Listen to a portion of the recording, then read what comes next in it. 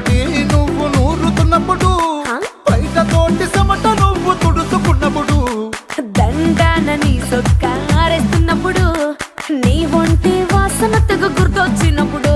రెండు చేతులెత్తి జుట్టు ముడిసినప్పుడు జండు కత్తుకొని పడుకున్నప్పుడు అలసిపోయి నువ్వు ఆవలించినప్పుడు వచ్చుండై ఫీలింగ్స్ వచ్చి వచ్చి చంపేస్తుండై ఫీలింగ్స్ వచ్చుండాయి